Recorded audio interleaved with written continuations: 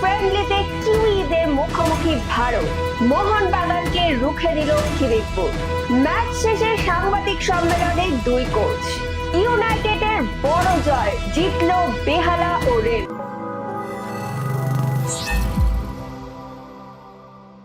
প্রত্যাবর্তনের মহাকাব্য। হ্যাঁ, নিদ্রাহীন রাতে বাংলার ফুটবল প্রেমীরা দেখলো এমন একটা ম্যাচ যেখানে হাঁটতে হাঁটতেও ফিরে এলো আর্জেন্টিনা, ছিনিয়ে নিল দুরন্ত জয়।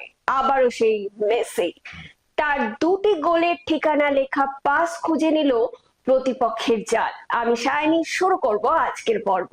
খাদের কিনারা থেকে প্রত্যাবর্তন, সারা বিশ্বের মানুষের উৎকণ্ঠার অবসান। ফিরে এলেন লিও মেসি, তার জাদুতে ফাইনালে আর্জেন্টিনা, প্রতীক্ষার ফাইনালে মুখোমুখি স্পেন।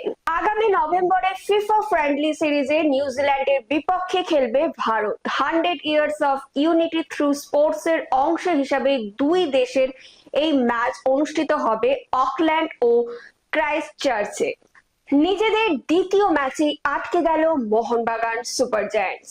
আজ লাক্সারি লিভিং খিদিরপুর এসসি 1-1 গোলে ড্র করলো তাদের সঙ্গে। মোহনবাগানের সন্দীপ মালিক প্রথমে গোল করে দলকে এগিয়ে দিল। দ্বিতীয়ার্ধে খিদিরপুরের তুহিন শিকদার গোল করে সমতা ফেরান। ম্যাচ শেষে সাংবাদিক সম্মেলনে কি বললেন দুই দলের কোচ, চলুন শুনে নিন। এত গোল মিস করো, তোমার ম্যাচ জেতার কোনো অধিকার নেই। সুহেল ভাটের কি আলাদা কোনো প্রবলেম হচ্ছে? প্রচন্ড মানে না, হয়তো দেখা একটা স্ট্রাইকার গোলের মধ্যে নামতে একটা প্রবলেম হয়, গোল পেলে সব ঠিক হয়ে যাবে। ওই জন্য আমি তুলে নিলাম, যেহেতু আজ পালার লাগছিল। এটা একদিন হতে পারে, কিন্তু এটা রোজ হবে না। তো কোয়ালিটি পোটেনশিয়াল আছে, আগামী ম্যাচগুলোতে তো ভরে যাবে। স্যার, আগের দিন দেখা গেছে বাঁ প্রান্ত দিয়ে আপনার টিম প্রচুর অ্যাটাকিং অফেন্স তৈরি করছিল, যেখান দিয়ে সুযোগ তৈরি হচ্ছিল, কিন্তু আজকে বাঁ প্রান্ততে যেহেতু মার্কিং করা হয়েছে শায়নকে, সেরকম ভাবে সুযোগ তৈরি হতে পারেনি। আমাদের যে কটা থ্রেড আছে, আপনি দেখেন যে কটা থ্রেড কিন্তু বাঁ দিক দিয়েই হয়েছে। ডান দিক থেকে ক্রসিং যেগুলো হচ্ছে সেগুলো মিস করেছে, সেগুলো ক্রসিং গুলো প্রপার হয়নি। কিন্তু যে কটা থ্রেড ছিল আমার বাঁ দিক দিয়েই হয়েছে, বাঁ দিক দিয়ে হয়নি এটা ঠিক নয়, তবে আগের দিক থেকে কম হয়েছে। আপনি কিংবদন্তি ইস্ট বেঙ্গলে, তো মোহনবাগানের এগেইনস্টে ম্যাচটার সময় কি একটা বাড়তি তাগিদ থাকে জেতা? ফার্স্ট অফ অল আমি এখন কোচ ইস্ট বেঙ্গল, মোহনবাগান আমি সবার ইস্ট বেঙ্গলের সাথে খেলে আমরা চেষ্টা করব আমাদের প্লেয়ারদের। কেন আজকে কালকেই আমি আপনাদের কিছু বলার আগে বলছিলাম যে আজকে আমরা যখন ছোট ছিলাম তখন এই ম্যাচটার জন্য ওয়েট করতাম কখন এই ম্যাচটা আসবে।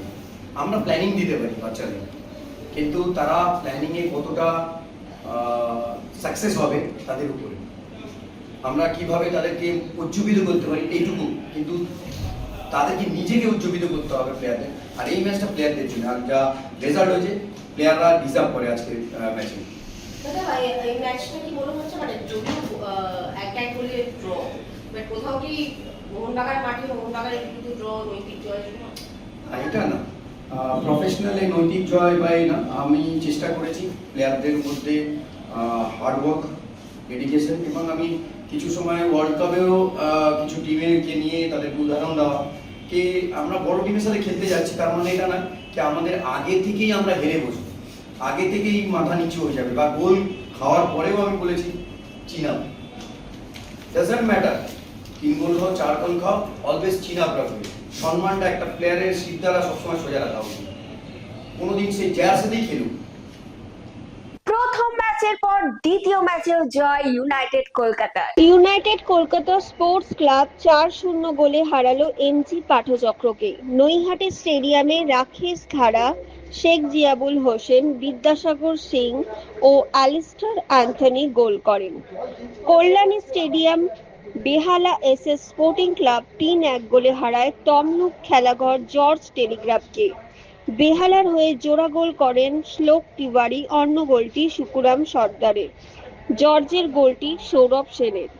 ব্যারাকপুর স্টেডিয়ামে রেলওয়ে এফসি 2-1 গোলে কালীঘাট এমএসকে হারায়। রেলের তারক হেমব্রম জোড়া গোল করেন, কালীঘাটের গোলটি অরিজিৎ হালদারের। সময় এখন ফুটবল কুইজ মগজাস্ত্রের। চলুন তাহলে প্রথমেই দেখে নিই গতকালের প্রশ্নের সঠিক উত্তর। গতকালের প্রশ্নের সঠিক উত্তর হলো আলী বেন নাসের। উত্তর দিয়েছেন ফেসবুক পেজে পঞ্চানন দত্ত ও ইউটিউবে আক্তার হোসেন। আপনাদেরকে অসংখ্য ধন্যবাদ। চলে আসি আজকের প্রশ্নে। আজকের প্রশ্ন হলো 2010 সালে বিশ্বকাপ ফাইনালে একমাত্র গোলটি কে করেন? উত্তরটা জানা থাকলে আপনারা কিন্তু একদমই দেরি করবেন না, ঝটপট লিখে ফেলবেন কমেন্টে। আজকের ভিডিওটি যদি আপনাদের ভালো লেগে থাকে তাহলে কিন্তু অনেক অনেক শেয়ার করে দেবেন এবং আমাদের ফেসবুক পেজটিকে ফলো করে দেবেন। বাংলা ফুটবল এরকম আরো খবর জানার জন্য আমাদের ইউটিউব চ্যানেলটিকে সাবস্ক্রাইব করে বেল আইকনটি প্রেস করে দেবেন। আজকের মতো আমি এখানেই বিদায় নিচ্ছি। আবার আপনাদের সঙ্গে দেখা হবে আগামীকাল একটা নতুন পর্বে। শুভরাত্রি।